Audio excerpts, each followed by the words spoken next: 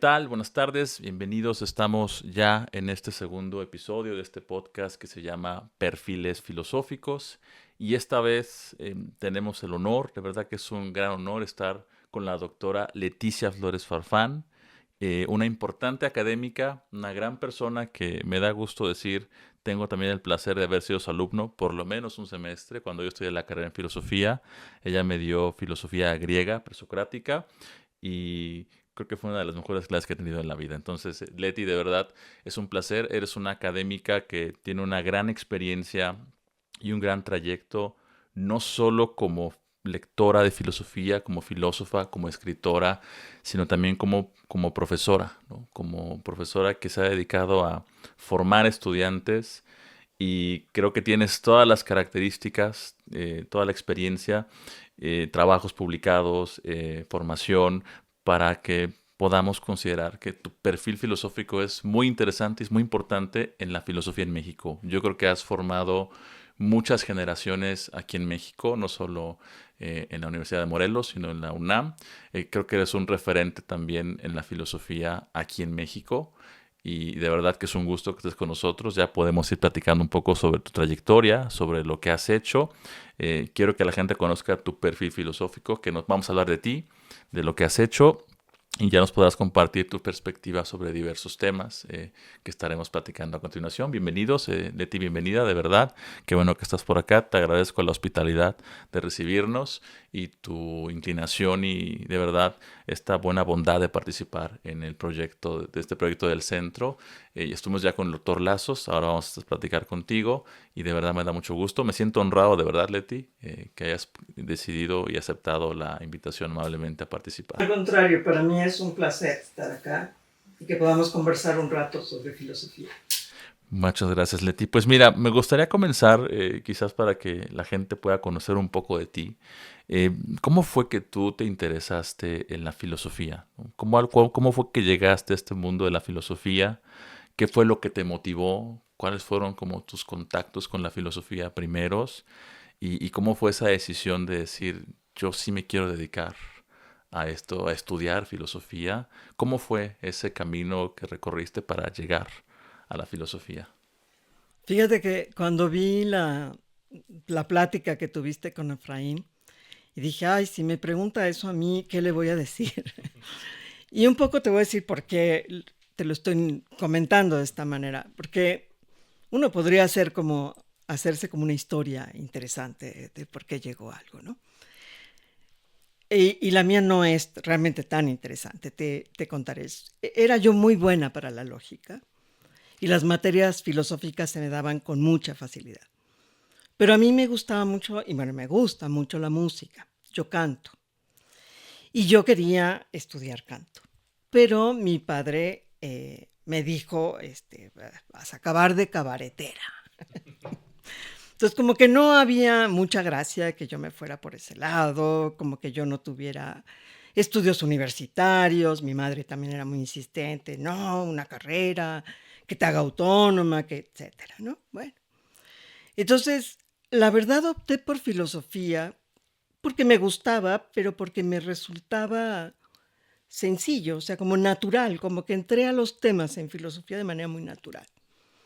Hice mi examen a la UNAM, entré y ya, esa es la verdad, ¿no? O sea que así fue. Ya en la carrera, ahí ahí ya vas viendo por dónde quieres, cuáles son tus ámbitos más de interés. Bueno, debo de confesarte que a mí la docencia siempre me ha gustado. De niña ponía yo a mis muñecas, las sentaba y les daba clases, ¿no? Entonces, algo había ahí, ¿no? Me gusta el diálogo humano, me gusta el trato con las personas. Entonces yo creo que filosofía tenía muchos elementos que me agradaban, porque me gusta mucho el pensamiento abstracto y pues en ese sentido, pues tenía como todo. Y ya en la carrera vas tomando decisiones, eso sí, sobre los temas que ya más te apasionan, porque pues en filosofía tienes una amplitud de campos problemáticos que tú puedes decidir por dónde quieres ir jugando, ¿no? Yo sé que todos se interseccionan de alguna manera, no es que se aíslen, ¿no? Pero puedes poner énfasis. Y yo, la verdad, mi énfasis fundamental ha sido filosofía política. Entonces, desde un inicio, por ahí, esa fue mi pasión, y pues ahí me quedé, ¿no? Eso, no dudé ya que estaba ahí. O sea, entraste porque te gustaba la lógica, tenías una facilidad por el razonamiento abstracto, lógico, y pensaste, bueno, filosofía como que tiene que ver con razonamiento abstracto, y como no me dejan estudiar música, que canto lo que yo quiero, pues esto me gusta y creo que tengo como la actitud o la aptitud para hacerlo. O sea, esa es la razón, digamos, por la que No llegué. solo en la lógica, te confieso, era buena para la ética. En el plan de estudios que yo tuve, llevabas lógica, llevabas ética, llevabas historia de las doctrinas filosóficas y llevabas pensamiento filosófico en México, cuando yo estudié. Y entonces todo eso, pues sí me apasionó. No solo la lógica, pero sí era muy buena en lógica. Pero bueno, es básico, o sea, si tú haces lo que hagas, ética, la filosofía es mucho medida de argumentación, saber argumentar y saber pensar. Pero digamos que, por decirte algo, las matemáticas me gustan. Pero no me hubiera gustado dedicarme a las matemáticas solamente como pensamiento abstracto, porque le faltaba eso que te estoy diciendo, ese carácter dialogante con los otros, que eso te lo da cuando empiezas a hablar de temas muchos más de nuestra piel, de nuestra vida cotidiana, de lo que, pues sí, de la vida propiamente, y eso es más ético, ¿no? Más político, más ese lado. Entonces, por eso te digo que no exclusivamente por la lógica, pero sí. Y había como un interés político, o sea, hay un interés ético y político también por los temas que investigas, creo que platicaremos más adelante, tienes este interés en esos temas, ética y política que estás mencionando ahora. Cuando tú entraste a la facultad en la UNAM, eh, ¿qué profesores influyeron que en ese momento que estaban en la facultad? ¿Qué profesores tuvieron una gran influencia en ti? Y que además como que hay profesores que determinan los temas, ¿no? O sea, como que el profesor te influye luego en lo que tú investigas.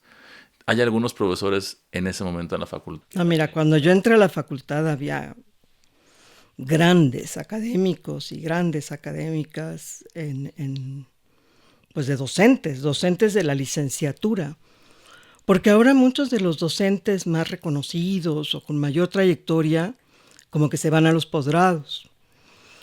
Y yo siento que hace falta que no abandones la licenciatura, que es pues la base formativa, ¿no? Que ahí te escuchen. A veces es complicado porque, bueno,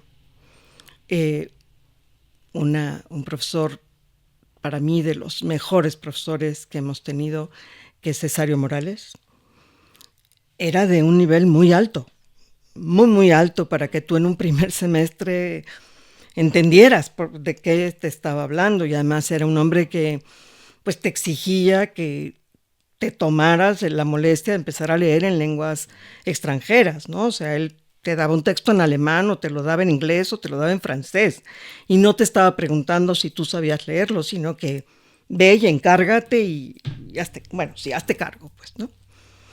Entonces, a mí eso me formó mucho porque te obliga,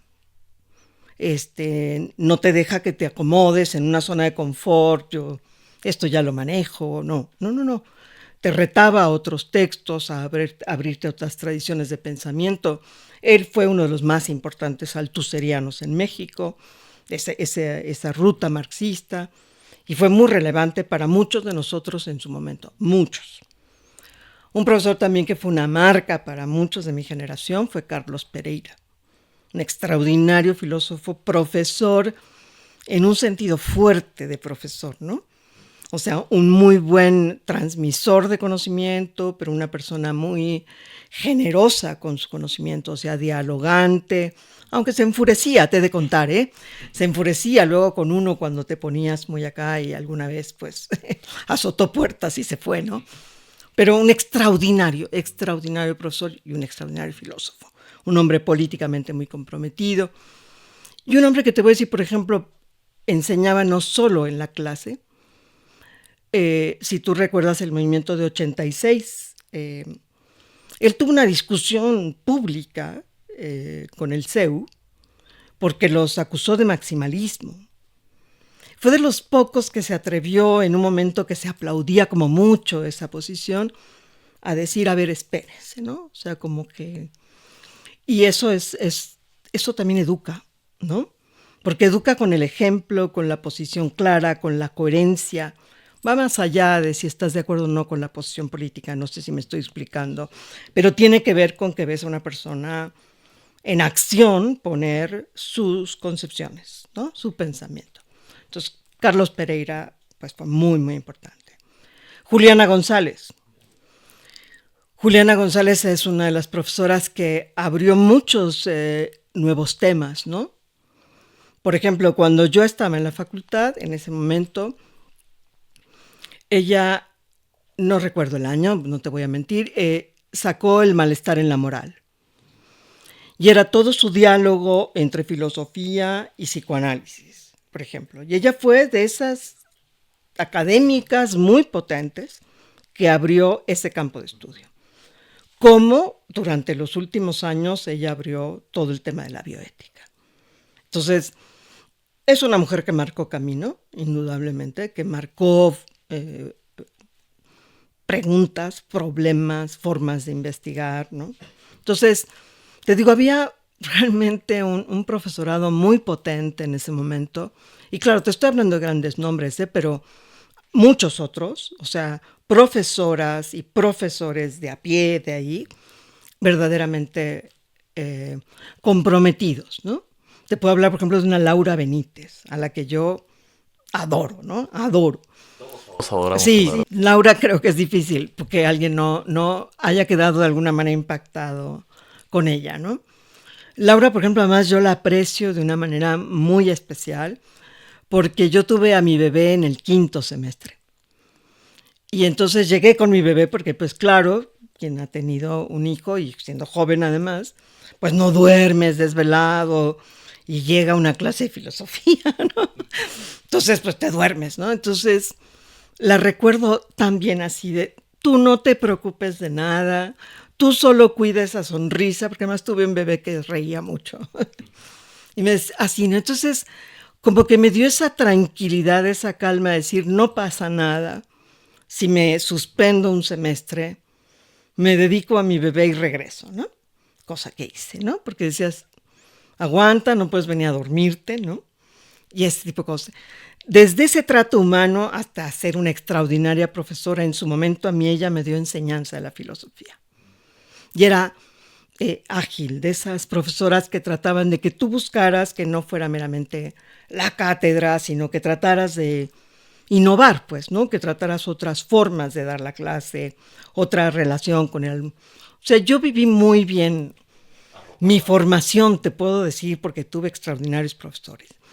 Y uno de ellos que pues fue muy determinante para mí fue Alberto Constante, que ahora es mi gran amigo, pero en su momento, siendo mi profesor, yo tomé varios cursos con él, desde filosofía antigua, pero tomé especialmente un seminario con él sobre George Bataille. Y ese fue un seminario difícil, porque es un autor muy complicado, de estos autores que no es la escritura prístina, sistemática, rigurosa, sino todo lo contrario, ¿no? Una entremezcla de metáfora, aforismo, ensayo, no sé, disrupción, ¿no? O sea, si viene de un texto así todo muy, muy claro y de ahí te pone el final, hasta aquí escribí borracho y tú dices, Dios santo, que leí 30 páginas que leí, ¿no? Todo ese tipo de cosas. Y él nos adentró muy bien al autor, muy, muy sabroso. Y fue, te digo, sumamente determinante porque acabé haciendo la tesis sobre George Bataille en compañía con mi compañero de generación, Gerardo de la Fuente, ¿no? Que es mi gran amigo también, ¿no? Entonces hicimos esa tesis sobre George Bataille. Entonces te digo, muchos profesores determinantes, por supuesto, ¿no? Profesores, profesoras. Había una profesora maravillosa, Herrera, la doctora Herrera, o maestra Herrera, no era doctora, y ella te daba técnicas de investigación y te enseñaba a hacer sábanas, le llamaban. Tema, problema, así todo, ¿no? Y claro, tú ahora lo piensas y dices, ya quién investiga así. pero era realmente una disciplina para que realmente hicieras una lectura minuciosa de los textos, les extrayeras todo lo que les tenías que sacar y tus sábanas te servían al final para hacer tus trabajos, ¿no? Maravillosa. Yo le aprendí mucho. Tuviste entonces Cesario Morales, Carlos Pereira, Alberto Constante, Laura Benítez, toda una... Creo que todos los que has mencionado son académicos muy reconocidos. Referentes. Y referentes, yo creo, del pensamiento filosófico, al menos en México. O sea, son muy respetados. Imagínate, estaba don Adolfo Sánchez Vázquez, ¿no? Estaba Bolívar Echeverría. O sea, te puedo nombrar a una gran cantidad de profesores extraordinarios, ¿no? Extraordinarios. No, estuviste entonces bastante arropada por grandes profesores que además, como bien decías hace rato, también tenían una calidad humana muy, muy impresionante. O sea, ellos sí, qué cosa, verdaderamente, ¿no? Que predicaban con un cierto ejemplo también de forma de ser, ¿no? Recuerdo por ahí una frase de Nietzsche, ¿no? Que decía, yo respeto a un filósofo tanto cuanto más pueda predicar con el ejemplo, ¿no? Pues claro. Para que no se quede en una cuestión solamente...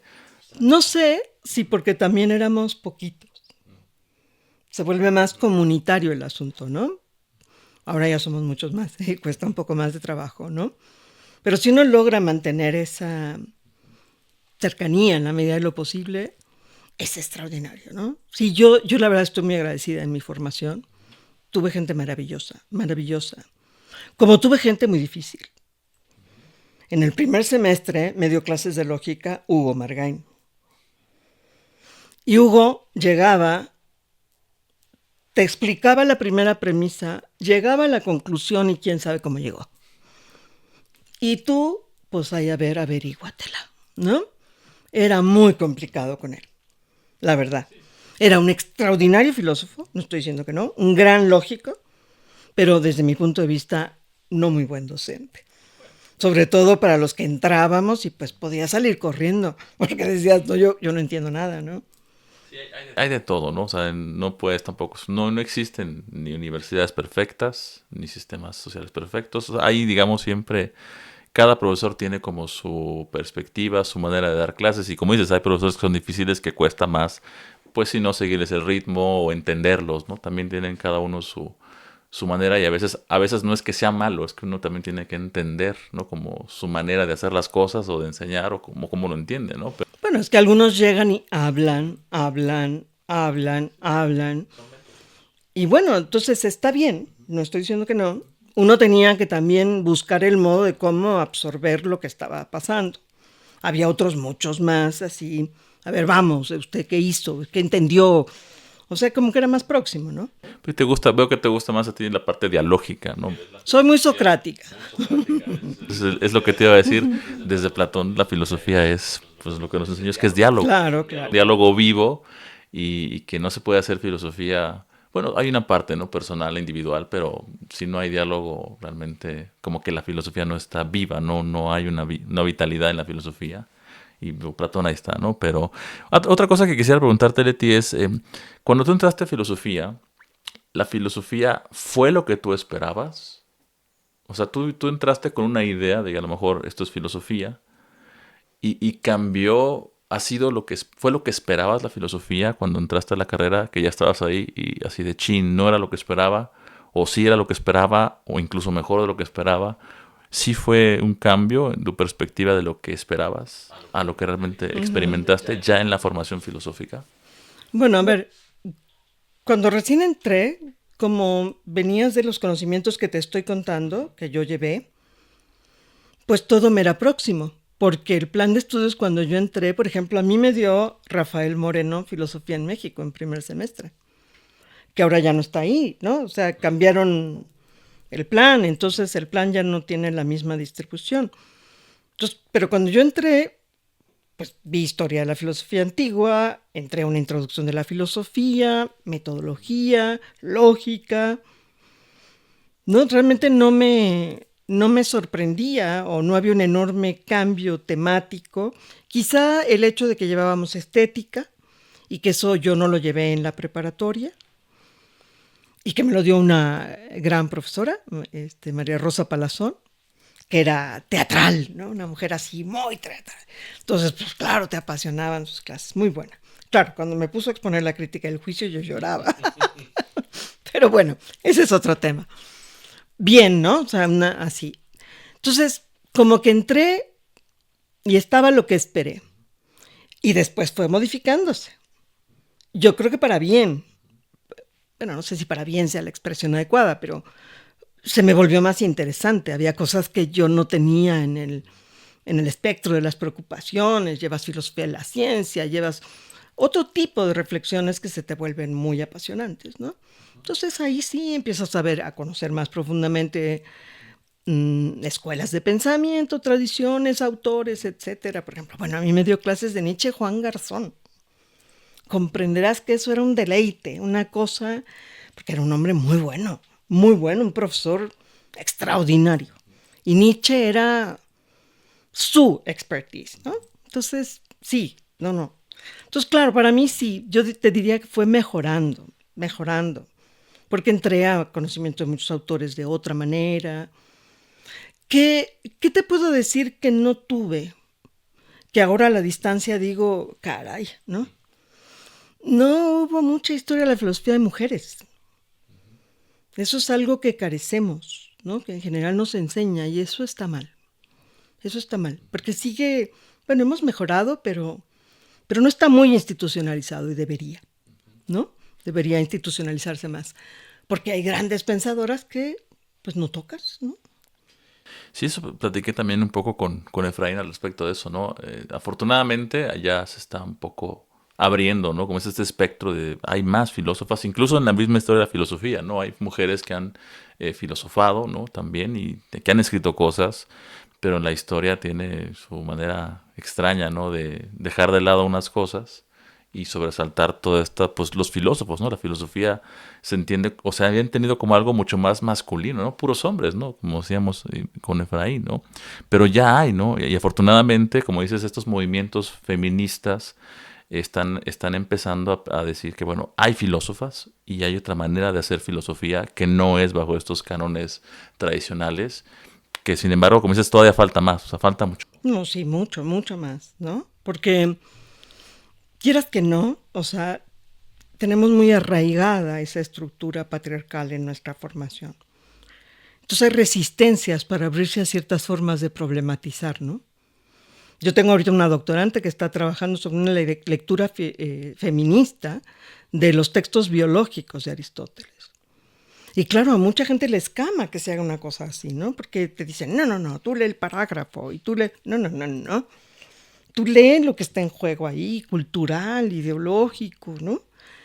Y hay resistencias. Te lo digo porque, bueno, en su comité teníamos luego muchas discusiones, pues, estaba un académico muy reconocido, pero cada vez que empezaba a hablar como de misoginia o de esto, pues como que se retorcía en el asiento, ¿no? Porque no le gustaba ese tipo de aproximación. Por más que estaba señalando, a ver, ¿cómo es posible que Aristóteles, imagínate, está naturalizando la subordinación de la mujer por considerar en los textos biológicos que es de sangre fría, por tanto no puede tener pensamiento abstracto, que no tiene capacidad entonces racional y siempre necesita un tutor, ¿sí? Entonces todo ese tipo de cosas dices, ¿cómo? ¿De veras no lo vamos a cuestionar? Lo seguimos reproduciendo, digo, de Aristóteles pasó a Santo Tomás y ha pasado en distintos momentos, ¿no? Entonces, bueno, por decirte, nos falta, porque no es tan fácil transformar nuestras concepciones ya muy enclavadas en nuestra formación, ¿no? Cambiar esas estructuras que están de antaño en el pensamiento occidental, en el fondo operando y que siguen, ¿no? De alguna manera siguen operando en nuestra forma de vida. Es una manera interesante y creo que en esto también nos han enseñado mucho, ¿no? A reconstruir la historia de otra manera de los autores franceses también. Hay que regresar a la antigüedad y un poco como dice, con otros ojos, ¿no? Para que entonces encuentres otras formas de apropiártela, ¿no? Otras formas de leer, ver lo que dejaste fuera, ¿no? Y eso es un poco lo que, bueno, yo he intentado trabajar mucho sobre eso con mis estudiantes, que hagan eso, ¿no? Esos esfuerzos de volver atrás con otra mirada. No la misma, no hagan el mismo recorrido. Vamos a rehacer los pasos, pues, ¿no? Y lecturas muy interesantes, ¿no? Relees de otra manera. Además es una forma como de no repetir nada más la historia de la filosofía, Claro. sino dar una nueva perspectiva. De mantener el diálogo con tu tradición, ¿no? Y es muy Si importante. no se vuelve erudición. Exactamente, una erudición, doxografía y se acabó, ¿no? Comentario, al comentario, que era lo que hacían un poco los medievales. Y creo que, como dices, revitalizar el pensamiento implica mirar la historia, mirar los textos con otros ojos, con otras, y denunciar en cierta medida también lo que consideramos que hoy en día puede estar equivocado, ¿no? Y releerlo, ¿no? Fíjate que yo creo que cuando vuelves atrás con otros ojos, relees, digamos, vamos a jugarlo así, redialogas o dialogas de otra manera, actualizas. Y entonces si me preguntas, ¿para qué sirve la filosofía? Para eso. Porque vas a ver esos problemas que parecían viejos, los estás viendo nuevos. Estás viendo esta discusión sobre la política, por ejemplo, la ves hacia el hoy. Si no te digo, bueno, yo no voy a discutir la erudición ni aquel que se quiera dedicar a la filología pura, ¿verdad? Muy respetable. Pero yo ese no es el sentido que le veo al filosofar, pues. Filosofía para ti es producir una suerte de cambio en la perspectiva, reapropiarse de otra manera de los valores, de las creencias, de las comprensiones, de todo. ¿No? Porque si no es erudición. Y no está mal, como dices, no está mal. La erudición y el comentario es una cosa que pues nos funciona de cierta manera para trabajar, para entender lo que quizás, que además eso de saber qué dijo exactamente un autor así puro, de manera como lo dijo, es quizá muy extraño, ¿no? O sea, pero además no existe. Además no existe, ¿no? O sea, yo ahí sí soy muy nichana, ¿no? No hay hechos, hay interpretaciones, ¿no?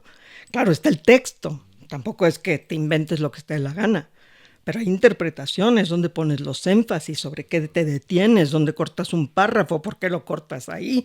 O sea, todo eso tiene que ver, ¿no? O sea, son estrategias para leer.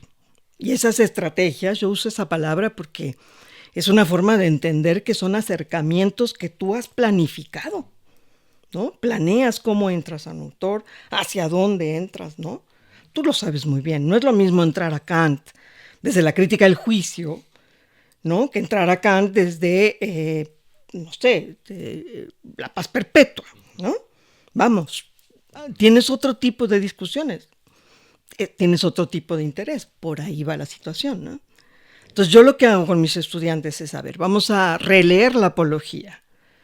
O sea, no me vas a decir que es una novedad leer la apología, pero hay formas de leer la apología, ¿no? Entonces hay que buscar por qué lo lees de determinada manera, por qué te detienes en cierta parte del diálogo, por ejemplo, ¿no? O sea, yo, por ejemplo, les digo algunas veces, a ver, ¿por qué no suplicó? ¿Por qué no pidió que alguien suplicara por él? Y era una práctica muy común en Atenas, del quinto, para lograr que a alguien se le absuelva o se le disminuya la pena, ¿no? Entonces, dices, a ver, eso no es lo que estaba discutiendo. ¿Quién te ha dicho que discutió? ¿Qué se discutía antes? Pues de qué lo acusan. Que si estaba bien estructurado el argumento. Sí, pero eso ya lo hemos leído N cantidad de veces. N, ¿no? Entonces, la pregunta es, ¿por qué lo condenaron con la cicuta? Y les dices, vete a la historia, para que veas lo que eran las penas capitales. Entonces, a los políticos, a los que había un problema político, morían con la cicuta para que no fuera la exposición pública de ser apedreado. Era una concesión, porque a ti te podía pasar que en determinado momento fueras el enemigo político de la ciudad. En fin, yo hago que le busquen por otros lados para que entiendan. Platón además era un gran dramaturgo, ¿no? Nada de los diálogos está gratuito. Si lo puso, es por algo. Algo te queda. Entonces, bueno, a mí me apasiona esa parte. ¿Qué te puedo decir? Me gusta, y cada vez que leo a un autor lo quiero leer de esa manera, ¿no? Cuando leo a San Agustín, que me apasiona también San Agustín.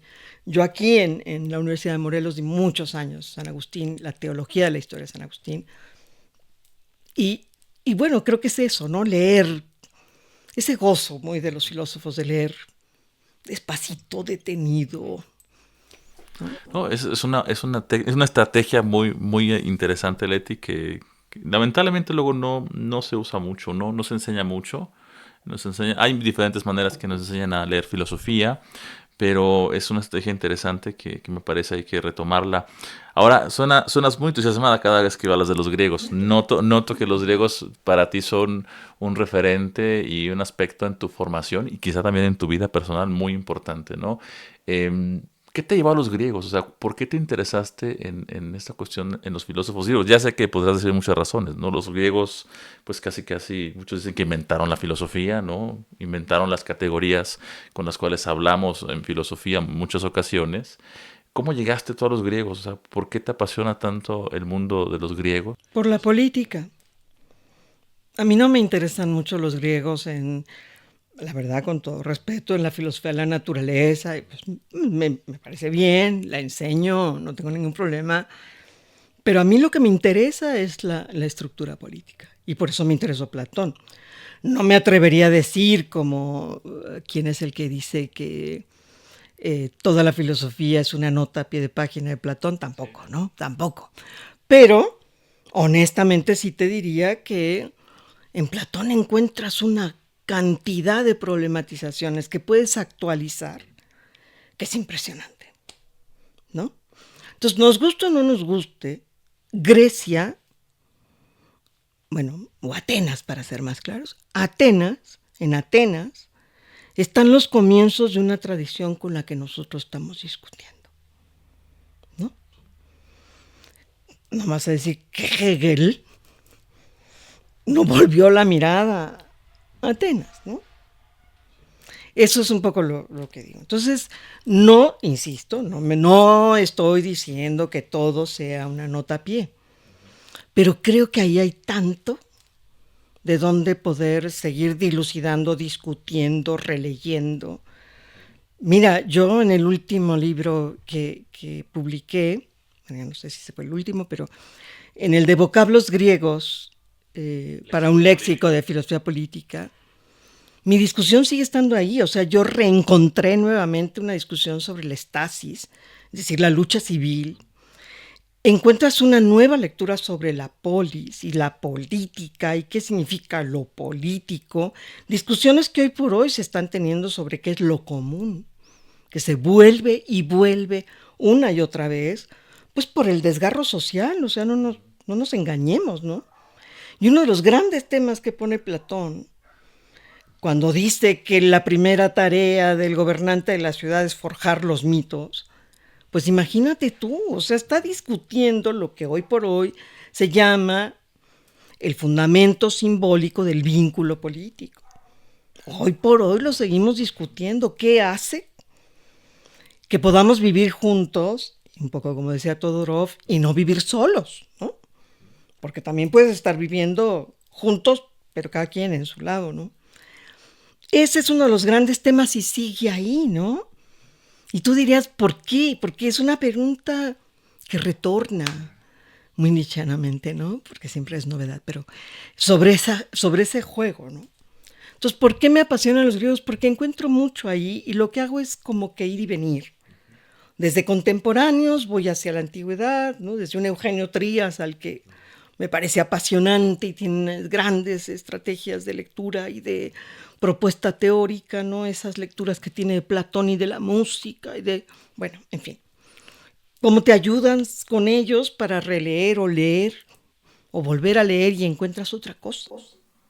Sí, y los griegos, como, bueno, es muy interesante esta parte, o sea, el problema de la política, del fundamento simbólico de la unidad, ¿no? ¿Qué es la polis es lo común, ¿no? La idea de la comunidad es una idea que tiene orígenes en los mismos griegos, ¿no? Ellos entablaron esta discusión filosófica sobre qué es lo que nos une como ciudadanos y cuáles son los vínculos, ¿no? Como dices Platón en la República, Aristóteles, ¿no? En la política también ve la polis es como una gran familia, ¿no? Y una suerte como de hermandad, ¿no? Claro, pero fíjate, una autora contemporánea retoma esta idea de la familia, que es propia de la koiné, ¿no? De la koinonía antigua, de lo común, y agarra a Aristóteles y dice, sí, solo que Aristóteles, ojo, que aquí tiene un párrafo muy claro, donde está diciendo que lo que hay es división,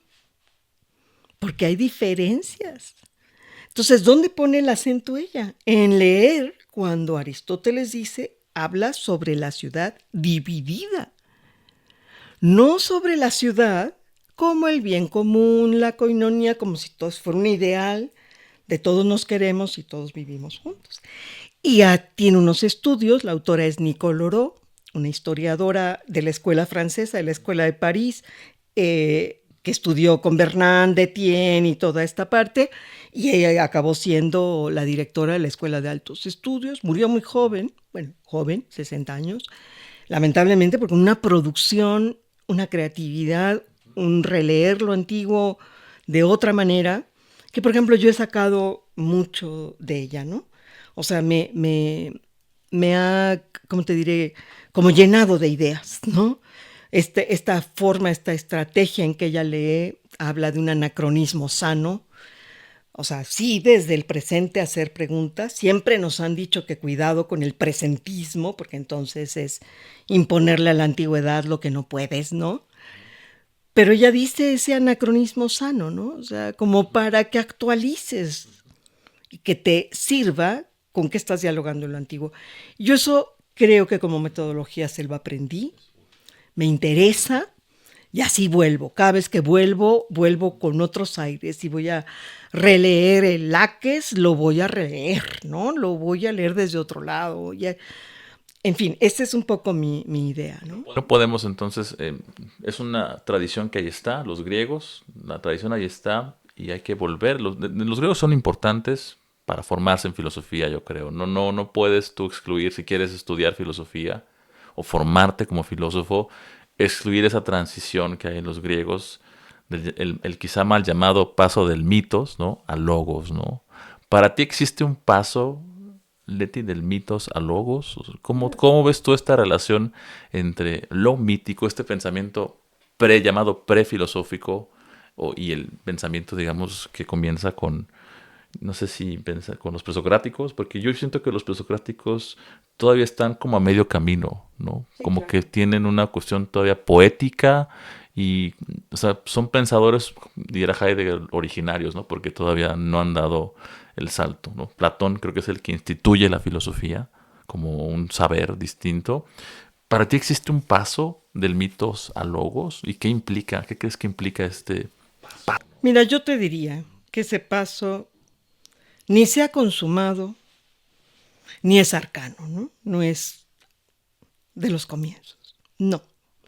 Y si tú analizas los grandes sistemas filosóficos que tenemos, todos están atravesados siempre por la incertidumbre. Y ahí, la creencia, el mito, lo simbólico. Dime uno que no. Dime uno que no. ¿No? Siempre fijas desde aquí, pero siempre te queda eso, porque siempre, como diría Derrida, no es un antes, es un ante la ley, ¿no? Ante el comienzo. Y ese ante está ahí siempre como tensión que te reta y a la cual, pues de la cual tienes que hacerte cargo, ¿no? Entonces, llámale mito, llámale símbolo, silencio si quieres, ¿no? Wittgenstein. Pero ahí está. Entonces, no puedes decir que la razón pueda ser autosuficiente, autárquica, ¿no? No, interesante, Yo Leti. en eso, una absoluta duda. Es una postura muy, muy interesante, ¿no? Muchos cuando leen libros, quizá cualquier manual te dice, ¿no? Hay un paso del mito a logos y algunos dirán que no es paulatino, ¿no? Yo creo que los estudios que mencionas de Bernard son muy interesantes para entender esto. Ahora, Leti, me gustaría preguntarte algo. Para ti, digamos, ¿cuáles son los temas o los problemas que desde tu perspectiva deberían estar hoy en la discusión filosófica, o quizás están ahí presentes o no lo están, pero qué temas crees tú o problemas o conceptos o ideas que deberían discutirse más, ¿no? O ponerse en el acento? Hablabas de la preocupación por lo comunitario, lo político, ¿no? Quizá hay otras cosas, pero ¿cuáles son los temas que desde tu perspectiva deberían, si no están ahí, deberían platicarse, comentarse, estudiarse más seriamente en filosofía o en general, ¿no? A ver, yo te plantearía inicialmente que si uno entiende, te digo que me gusta hablar más de filosofar que de filosofía. Tu filosofar es tu forma de vivir, ¿no? Tu forma de pensar, de posicionarte y por consiguiente tu forma de actuar en el mundo, porque eso no lo separas, ¿no? Tu forma de ver es tu forma de hacer. Y a mí me parece que en el filosofar irrumpen temas. A veces no es que tú quieras, es que te retan, de inmediato te retan, ¿no? Ahorita, por ejemplo, es un reto, nos guste o no. Para muchos campos problemáticos de la filosofía, lo de la inteligencia artificial, nos guste o no. Obliga a una revisión de la noción de libertad, obliga a una noción de la revisión ética, o sea, bueno, nos va a atravesar rudísimo, ¿no? Entonces, tú me dices, hay que ponerlo como tema, yo te diría, es tema. Malo si no nos hacemos cargo. Malo si no nos hacemos cargo. Ese es un poco lo que yo creo. Y me pasa con lo mismo, que es el tema que yo me dedico, que es el tema de los animales, ¿no? Uno puede dedicarse al tema de la ecología en general, por supuesto, del cambio global, del daño que hemos hecho al planeta, con todas las implicaciones que quieras, desde una filosofía de la ciencia, desde una posición ética, desde una posición política, a mí es lo que más me interesa, pero yo creo que hay formas de abordar el tema, ¿no? Me dice, ¿yo llegué al tema o el tema me llegó? Pues yo creo que los temas nos llegan, porque a veces se te imponen, un poco como diría Zambrano, ¿no? La realidad se impone. Y cuando se impone, tienes que hacer algo. Claro, puede ser indiferente, no estoy diciendo que no. Hay muchos autores que dicen, ay, no, pues eso a ver a quién le toca. Pero como yo sí tengo una preocupación y me importan las generaciones futuras, pues sí me preocupa qué mundo les vas a dejar, ¿no? Y en función de eso, pues los temas de reflexión sobre los que yo he bordeado en los últimos años, pues tienen que ver con esto, con algo que es inminente, de seguir por el camino de la voracidad capitalista que vamos hasta ahora, no vamos a tener que heredar, ¿no? Y ahí, por ejemplo, me suenan vacías las personas estas que hacen proclamas, que ahora los jóvenes no quieren tener hijos y tienen perrijos, ¿no? Y uno dice, pues qué bueno que tienen perrijos y adoptan y no traen más hijos, porque no va a haber planeta donde van a llegar esos hijos, ¿no? No sé si me explico, o sea, llegan momentos en que uno, pues también te da la rabia, porque no solo te da el pensamiento, ¿no? Te da la indignación, que yo creo que también habría que entender un poco que la pasión es fuente de cuestionamiento, de pensamiento, digamos, es el motor de la acción. Me estoy viendo muy moderna, ¿verdad? Muy de la modernidad, pues. Pero bueno, eso es un poco lo que quiero decirte. Entonces, hay muchos temas. Yo me dedico a esos temas ahora, algunos de ellos, no todos, por supuesto. Y veo a mis estudiantes, o a muchas estudiantes, algunas de ellas, por ejemplo, una joven que trabajó con Alberto Constante, que ahora se graduará, que ha trabajado sobre el tema de los algoritmos, de la Big Data. ¿Qué somos? ¿Realmente decidimos? ¿O estamos ya creyendo que decidimos, pero nos están decidiendo toda esta lógica del algoritmo, ¿no? En fin, y se dan reflexiones muy interesantes. A mí me parece que por ahí va. Yo sé que muchos me van a decir, bueno, entonces olvidamos a los griegos. Ya te digo, no creo que haya que olvidar nuestra tradición, pero sí creo que hay que actualizarla. Y en ese sentido, hace rato hablábamos un poco fuera de cámara del feminismo antiespecista, ¿no? Que estás trabajando y has publicado una serie de textos que están disponibles que son los filósofos frente a los animales, ¿no? Y creo que hay algo muy interesante que pues a veces no se toca y como dices, pues, pasamos el tiempo en los clásicos, pero este tema, ¿no? De los animales, y has trabajado también el tema de la animalidad por la cercanía que tiene. eh, ¿Qué es esto que puedes comentarnos del feminismo antiespecista y cuál ha sido tu interés? ¿Qué quieres resaltar en esta investigación de la filosofía y los filósofos frente a los animales, o los animales también frente a los filósofos, ¿no? De alguna manera. A ver, mira, el punto es que me ubico claramente como mi ser profesora. ¿no? Esto lo tengo muy claro. Y para que tú puedas abrir campos de problemas o visibilizarlos, más que abrirlos, visibilizarlos, ponerlos ahí en el centro, me parecía fundamental estructurar una historia del pensamiento con relación al tema. Entonces me dediqué en los últimos años a hacer una historia de la filosofía, específicamente de los filósofos ante los animales.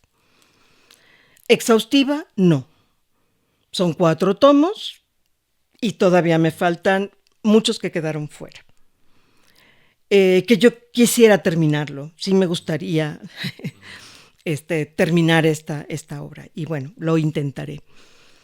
Pero ahí empezamos con la antigüedad, autores grecorromanos, periodo medieval, hicimos la modernidad y lo que pusimos más énfasis fue en contemporáneos 1 y 2. Un poco para que vean qué se está discutiendo, por qué se está discutiendo, qué sentido seguir con ciertas discusiones, ¿no? A mí, por ejemplo, ya me parece un poco raro que sigamos discutiendo si sienten o no sienten los animales, ¿no?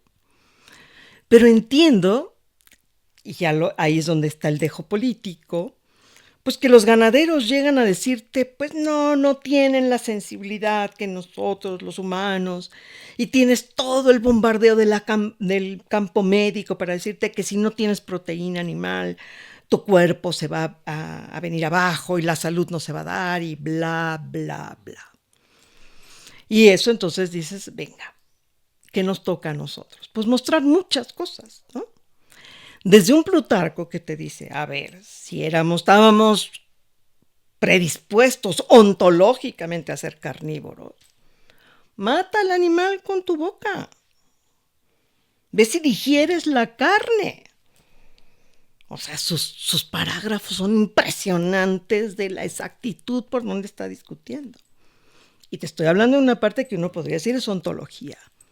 Pero otra parte donde dice, bueno, tienes que comer y tienes que matar al animal porque no te queda de otra. Hay 1000 condiciones por las cuales eso podría suceder, ¿cierto? Dice, hazlo, pero trata de que no sufra o que sufra lo menos posible. Eso no es la ganadería industrial, ¿no? Ni toda la ingeniería alimentaria sobre la que estamos montados. Eso es un poco. Entonces, ¿qué es lo que estamos haciendo las que nos consideramos feministas antiespecistas? Mostrar todo eso. Son campos de discurso. Dime quién paga el estudio y te diré cómo queda el resultado, ¿no? Hay una cantidad de documentales extraordinarios que te desmontan y te muestran cómo llegó esta afirmación a darse, etcétera, etcétera, ¿no? Y estamos trayendo a visibilizar y al estudio desde las sufragistas, que claro, son más conocidas por el voto de la mujer, que por su lucha en contra de la vivisección de animales y el uso de animales en laboratorios, ¿no? No todas eran vegetarianas, vamos a ser bien claros. Entonces, algunas estamos apostando por mostrar cómo se ha ido dando esta lucha teórico-política, ¿no? Porque hay que entenderlo así. Teórica, porque pues tienes que armarte de categorías y de pensamiento, porque vas a ir a dar argumentos por los cuales dices, esta opción de vida es mejor que esta otra, ¿no? Bueno. Entonces, ese feminismo lo que hace es decir, partir del antiespecismo. ¿Qué significa eso? Primero, romper con las jerarquías de lo vivo. ¿A quién se le ocurrió, por qué se le ocurrió que el hombre está en punto más alto de lo viviente? Pues vamos a discutirlo, ¿no? Y entonces esto además ha implicado un análisis de los mecanismos de explotación y opresión de las hembras. Y estoy hablando de las hembras, tanto de la animal humana como de la animal no humana. Y si tú ves en el campo de la explotación, por ejemplo, lechera, lo peor se lo llevan las hembras, ¿no? Desde someterlas a la violación forzada, ¿no? A este tipo de hasta que le quites al ternero de inmediatamente nacido para que lo vayan a matar y destazar, hasta la succión bestial de las umbres para la leche, ¿no? En fin. Y yo te puedo dar argumentos que tienen que ver con tu salud. Te digo, pues mira la cantidad de antibiótico que le meten a la leche, por la cantidad de pus que ya se produce, por la extracción, bla, bla, bla. Yo soy convencida de que hay que darte todos los argumentos, pero tengo compañeras que son abolicionistas duras. Yo también soy abolicionista, pero me doy cuenta que algunas personas cuando les llegas y les dices todo lo que significa la crianza animal, la matanza, etc., se ponen a la defensiva. Entonces, a mí me parece que hay que entrar con una lógica que es muy propia de la teoría bienestarista, de cómo ir haciendo la gradualidad por el bienestar animal.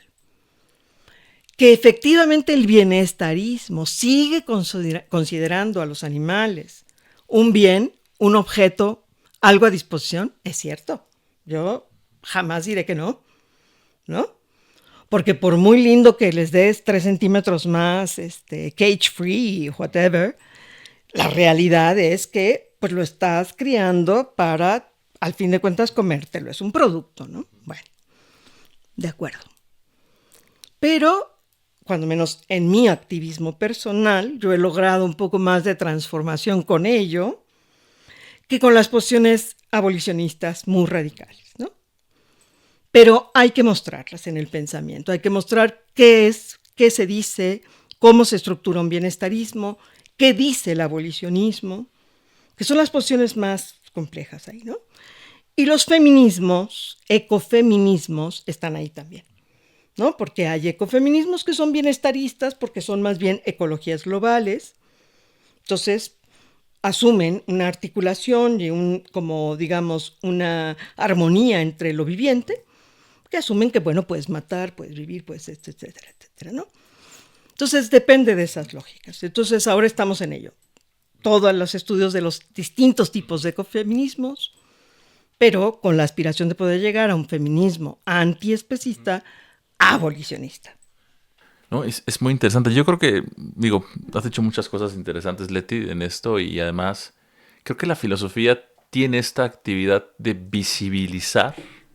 Muchas veces la filosofía visibiliza aquello que subyace a un discurso político, a un modo de vida, a una manera de comportarse.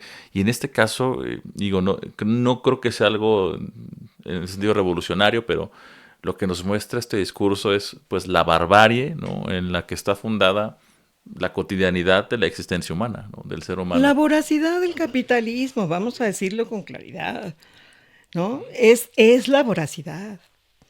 Porque quieres la ganancia y la quieres ahora y la quieres aquí. No hay postergación de goce, ¿no? Ese es el capitalismo rudo y crudo. Por eso te digo que no tiene empatía con generación futura. Porque tú quieres ahorita. ¿Y qué vas a dejar? Esa es la pregunta más radical. Entonces, todo este tipo de cosas son las que creo que están en juego. Por eso te digo, no es meramente, claro, nos dicen, ay, son las sentimentales, chillonas de los animalitos. Venga, analízalo como quieras o tómalo como quieras. Pero yo te estoy diciendo que es mucho más complejo que yo esté sufriendo por el animalito. Te estoy diciendo que lo que estás haciendo y tus prácticas alimentarias, no solo generan, no les gusta la comparación, un genocidio brutal de los animales, sino que además estás tú mismo condenando a la propia especie a que no va a tener planeta que heredar. Punto. Si seguimos en esta lógica, ¿no? Y no pareciera que se revierte, ¿no? Por más conferencias internacionales sobre el cambio climático, una y otra vez. Yo tengo esa discusión muy fuerte con mis colegas, estudiantes, profesoras, activistas, etcétera, sobre cómo intervenir. Y sí, ahí sí, para que veas, me puedo poner Foucaultiana, porque digo, empecemos con lo microfísico, caray. Uno tiene que empezar con cambios, aunque sean que tú piensas que, ay, no es demasiado lo que hago, pero es mucho lo que hago si logro cambiar cierto campo dentro de mis cercanías y de mi habitud y mi cotidianidad, ¿no? Algo disminuyes y va una ganancia. Ahora, el capitalismo es el capitalismo. Ahora hay todo el mercado para los veganos, ¿no? La leche de almendra y de soya y de lila, lula, la. Pues sí, porque es capitalismo, no nos engañemos. Entonces, esa lógica también hay que tenerla muy clarita, porque muchos de los ecofeminismos lo que están tratando es de romper con esa lógica de mercado, pero no es tan fácil que tú te pienses en puras autonomías en un mundo tan global como el que vivimos. Pero en fin, lo que digo es que allá hay una discusión teórica que hay que dar, teórico-política, y son temas que yo creo que hay que dar, hay que estar ahí discutiendo. No, es un tema y además muy actual, ¿sabes? Porque o sea, quizás esto se ha hecho, digamos, en la historia de la humanidad, esto es, digamos, ha sido siempre así, ¿no? Pero creo que traerlo bajo esta reflexión, ¿no? Y además, porque el capitalismo y la era industrial lo que permitió fue que se multiplicara por 1 millón de veces lo que se hacía antes y obviamente pues el planeta tiene recursos finitos, son recursos finitos, no está ahí para siempre. Y como dices, tenemos estas consecuencias de calentamiento global, y el mundo está cambiando, que... Y de una pandemia, guapo, que acabamos de pasar. Qué maravilla que tengamos los avances científico-técnicos que tenemos y que en muy poco tiempo hubo una vacuna. Pero si no piensas nada más en la vacuna, piensa por qué llegamos al virus. O sea, ¿por qué llegamos a la pandemia? O sea, yo digo que son las cosas, ¿no? Estamos aplaudiendo mucho que llegó la vacuna. Sí, qué bueno. No lo pongo en cuestión. Pero mi pregunta inicial debería ser, ¿por qué tuvimos que hacerla? O sea, ese es el tema, ¿no? ¿Y cuántas vamos a tener que afrontar? Sí, sí, sí. No, y también el tema de la responsabilidad, ¿no? El tema de la responsabilidad, porque al final de cuentas somos nosotros los seres humanos que estamos, o los animales humanos diríamos, los que estamos haciendo este tipo de consecuencias, ¿no? Somos nosotros, ¿no? Mira, Leti, bueno, ¿quieres contar algo más adelante? Te iba nada más a aclarar, por ejemplo, no sé creo que si has leído a Sabater, ¿no? Sí. Bueno, él es un defensor de la tauromaquia, así que no creas que soy muy a la mano de él en esas cosas. Pero tiene una frase que me parece que es muy, pues no sé, como muy propia para diagnosticar ciertas formas de nuestra vida, ¿no? En algún momento, no me acuerdo en dónde lo dijo, que mientras una persona muriera de hambre en cualquier lado del mundo, todos somos antropófagos. Eso es lo que deberíamos entender. Cuando dices de la responsabilidad, mi acción tiene impacto. Entonces, no vamos a ser un poco más responsables de qué es lo que estamos haciendo.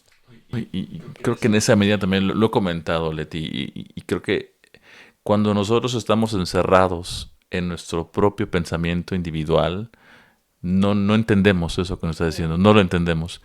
Yo creo que la filosofía te abre ese amplio de pensamiento, decir soy parte de algo más, de una realidad distinta de mí, y ser consciente de estas cosas creo que requiere mucho la filosofía, ¿no? Quisiera comentarte ahora, Leti, unas frases que tengo para ti que me gustaría... La filosofía académica se autoconsume, ¿eh? Eso sí. Entonces yo nada más te diría que hay que sacarla un poquito a la calle, pero bueno. La filosofía, yo concuerdo contigo, también lo decíamos con Efraín, debe salir esa torre de marfil, porque decía Efraín que quién sabe si la filosofía hoy en día existe en las academias. Dice, yo no sé si la filosofía existe ahí, más bien se puede sacar y existe en otros lados, ¿no? Y creo que eso es lo importante. De hecho, mi interés es que a través de estas charlas podamos expandir y contribuir a estos debates para llegar a más personas. Creo que eso puede ayudarle a ti. Entonces, mira, tengo unas frases acá. Vamos a ver, me gustaría escuchar tu... Bueno, primero, si sabes, si ubicas quién la dijo y algún tipo... No. Y algún tipo de reflexión que tú puedas al respecto comentarnos de esto, ¿no? Ahí te va. Esta frase está fácil. La primera es fácil, ¿no? Para que veas. Por tanto, es necesario seguir lo común, pero aunque el logos es lo común, la mayoría vive como si tuviera una inteligencia particular. Tras haber oído a logos y no a mí, es sabio convenir que todas las cosas son una. Bueno, seguro sabes quién. Heráclito, claro. Pasé la primera, ¿eh? Check. A ver, te voy a decir algo porque eso sí es muy, muy de mí. Como que las frases tienen contextos, razones de ser, ¿no? Heráclito es un aristócrata, querido, ¿no? Tiene un pensar que logos es esa armonía de ese fuego que se enciende y se apaga según medidas. Y sí, tiene esa lógica, por supuesto. ¿Y qué está diciendo? Que la gente no lo entiende, que la gente se abstiene de pensar la imbricación de lo real. Sí, uno vive cotidianamente sin pensar en ello, porque estás demasiado metido en el ajetreo cotidiano, estás demasiado metido, creo, muchos, lamentablemente, en la sobrevivencia. No tienes tiempo para estarte dando esos lujos de la reflexión. Y hablo de la reflexión como lujo en ese sentido, porque cuando el hambre apremia, pues dime quién se detiene a ver si el fuego se apaga y se enciende según medidas, ¿no? Aunque a veces a la gente que uno considera que está alejada del campo del conocimiento, tiene una capacidad intuitiva y a veces mucho más fuerte que la que uno tiene en la reflexión. Pero por supuesto, creo que uno tiene que aprender a entender esta idea más orgánica de todo lo viviente, ¿no? Que todo tiene que ver con todo. No, es una buena interpretación, Leti. Me gustó. Además, concuerda mucho con lo que decíamos, ¿no? De que la filosofía es una apertura más allá de lo que creemos, que vivimos en un mundo individual particular. Es una apertura, abrirse a la filosofía es abrirse a lo común, a lo universal, y dice Heráclito, pues es el logos, ¿no? Que es lo que estás comentando. Segunda frase, a ver si, esta está más difícil, Leti, ¿eh? A ver si ubicas quién dijo esto. Dice, pero llega un momento en que solo se filosofa, así en general, no solo se filosofa en general, sino en que es una determinada filosofía la que se manifiesta en un pueblo. Y esta determinabilidad del punto de vista del pensamiento es la misma determinabilidad que informa todos los demás aspectos históricos del espíritu del pueblo, que guarda la más íntima relación con ellos y constituye su base, ¿no? Así pues, la forma determinada de una filosofía se da simultáneamente con una determinada forma de los pueblos. Madre mía, muy hegeliano está. Sí, sí. Lecciones de la historia de la filosofía, sí, pues como yo la imparto, pues sí, la entiendo. A ver, ahí es el Hegel que a mí me gusta. Con inscripción histórica, plenamente histórica, ¿no? Y es ahí un pensador profundo, de contexto histórico-político, de entender lo que llama el espíritu de un pueblo, ¿no? Sí, eso es fundamental. Yo creo que si tú no ubicas los contextos históricos, estás haciendo una tergiversación interpretativa de aquello que lees, ¿no? Primero hay que comprender y luego juzgar. Exactamente, ¿no? Y bueno, leer filosofía es una cosa y también entender filosofía son cosas diferentes de ti. Pero bueno, eso, le atinaste, Hegel, definitivamente. No le atiné, señor. La he leído. He leído las lecciones. Maravilloso, Leti.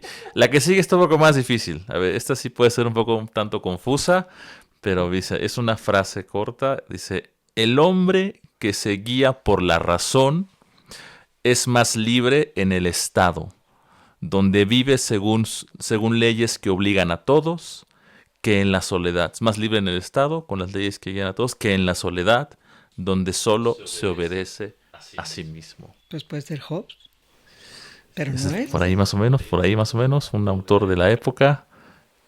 Su nombre empieza con S. Es Spinoza. Pero podría ser Hobbes, querido. Podría ser Hobbes, sí, definitivamente tienes toda la razón. Es una frase que... Toda la época. Es toda la época, porque también podría ser Locke, si me pones así.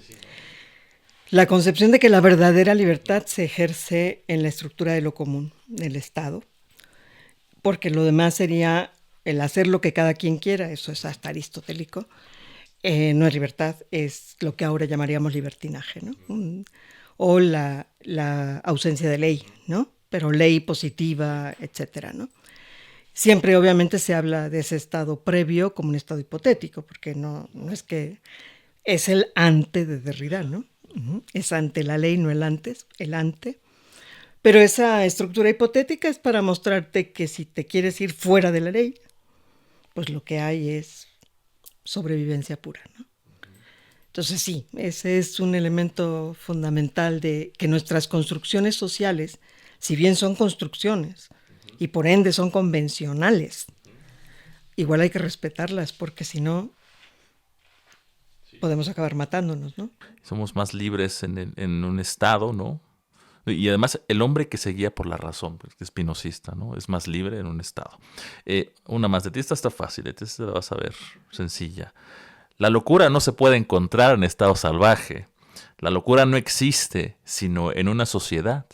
Ella no existe por fuera de las formas de la sensibilidad que la aíslan y de las formas de repulsión que la excluyen o la capturan, ¿no? No, pero ese no es el Foucault más, bueno, no importa. ¿Cuál es de ti? Bueno, eso era locura, Sí, ¿no? sí, pues sí.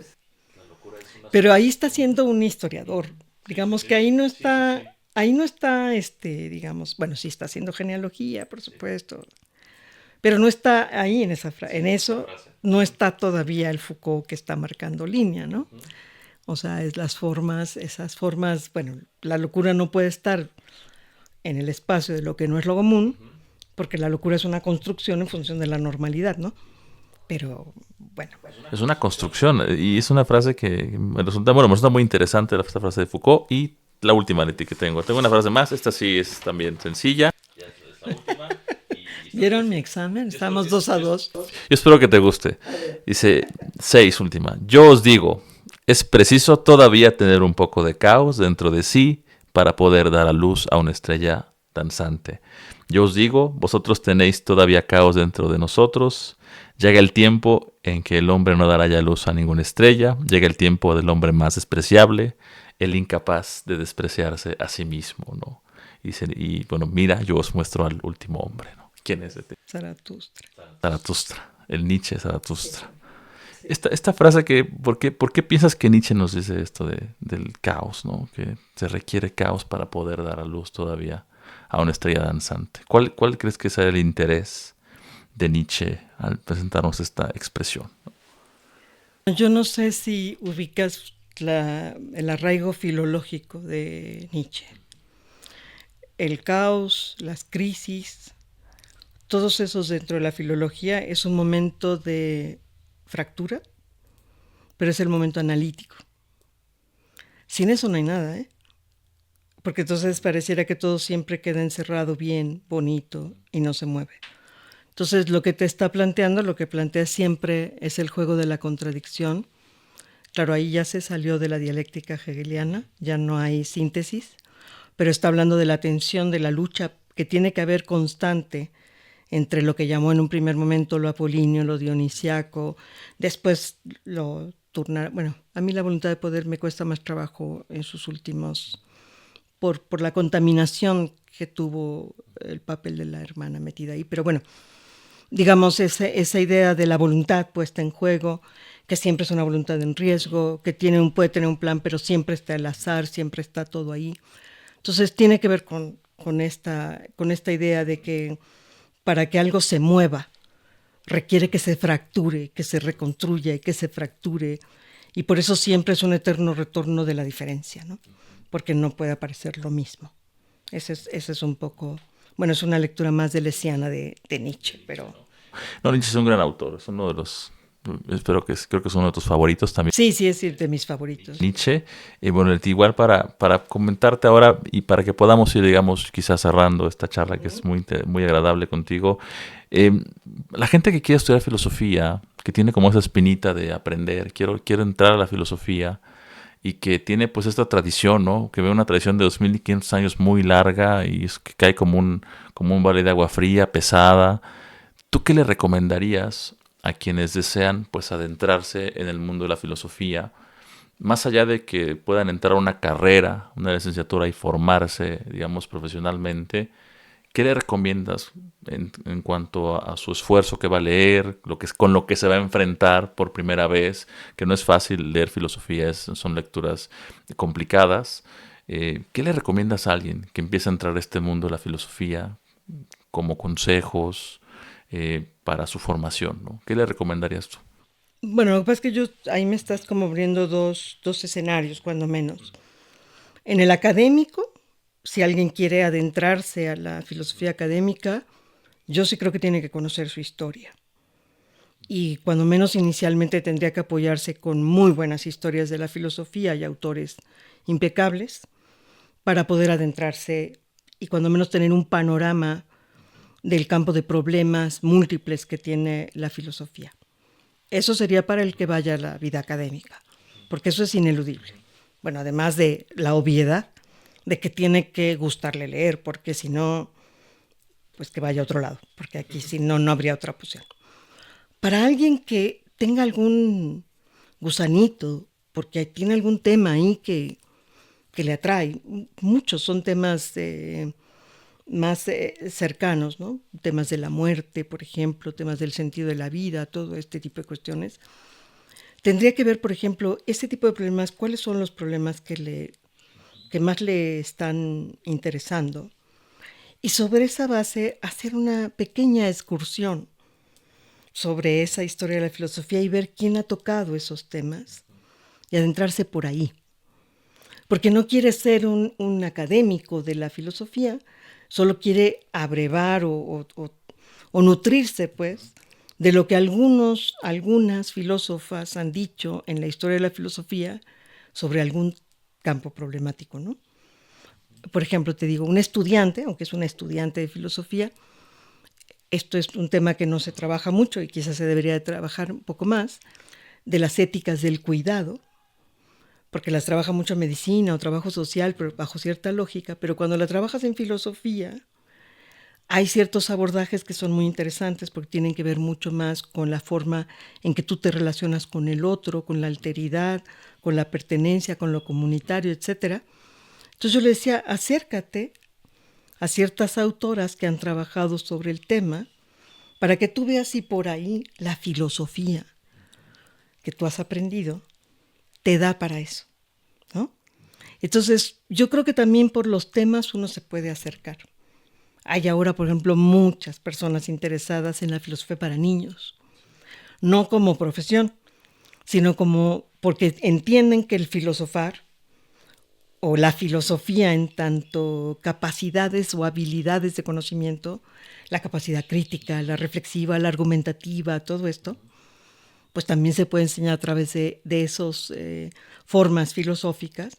Entonces se adentran por ahí, no se vuelven filósofos, solo toman lo que les sirve de esa forma de diálogo filosófico para educar a los niños en ciertas temáticas y entran por ese lado. Entonces yo sí creo que es dependiendo de cuál es su campo de interés, la filosofía seguro tiene algo que decir en todo, ¿no? Y por ahí podría entrar. Yo creo que es una forma muy adecuada. Y bueno, acercarse, ¿no? Ahí, acercarse a la gente con quien dialogar, porque también hacerlo solito no es bueno. Es difícil. Pero no solo difícil, yo siento que inútil. Tú tienes que aprender a dialogar, aunque sea con el libro. Sí, sí, sí. No, y como hace rato platicábamos, ¿no? Algo sobre el diálogo, ¿no? También la importancia del diálogo en la filosofía como una herramienta. Como decías que tú eres socrática, ¿no? Completamente. Entonces, la formación del diálogo es básica, ¿no? Y quizá me gustaría cerrar con esta pregunta que tengo por ahí atravesada, ¿no? Quiero conocer qué piensas, Leti.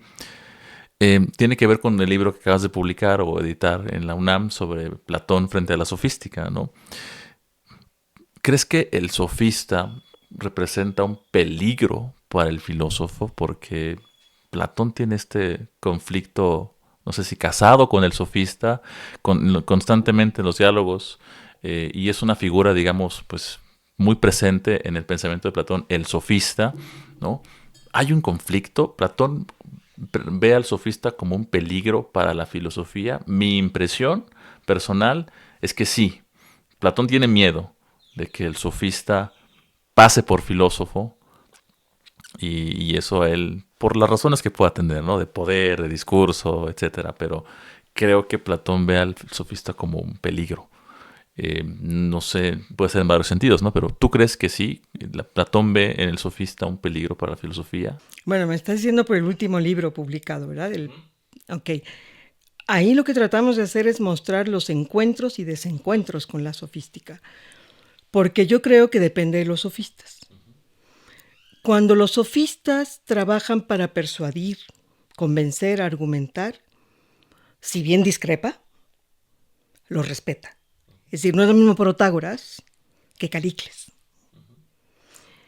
Al sofista, que es un erístico, es decir, que la palabra es para discutir, porque hay que discutir lo que sea, como ironiza un poco Platón en más de un momento cuando dice que son los discursos sobre la sal, ¿no? O sea, hablas de lo que se te dé la gana, eso es verborrea. A eso sí le preocupan, porque es el que habla, apela a tus pasiones, a tus emociones, a tus miedos y te moviliza.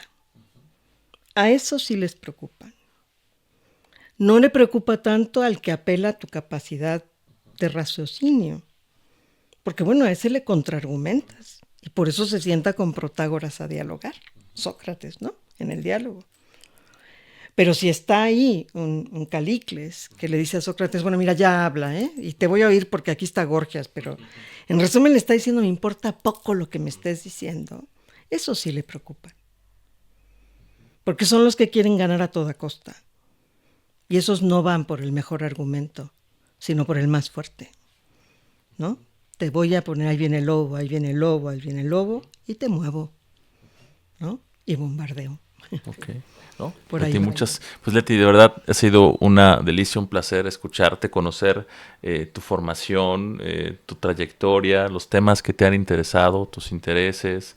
Todos los filósofos tenemos nuestras filias, nuestras fobias, ¿no? Como con nuestros autores.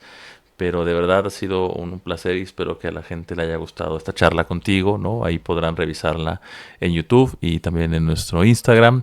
De verdad, Leti, ¿algún mensaje que quisieras dejar hacia el final para que podamos cerrar esta charla? No, la verdad solo agradecer y ojalá quien se acerque al pensamiento filosófico se acerque siempre con la capacidad de asombrarse, de extrañarse, de volver todo lo familiar desconocido para que siempre esté, digamos, el mundo siempre sea una novedad, ¿no? Y no algo estático, objeto. Eso es lo más importante, creo yo, nunca perder el asombro.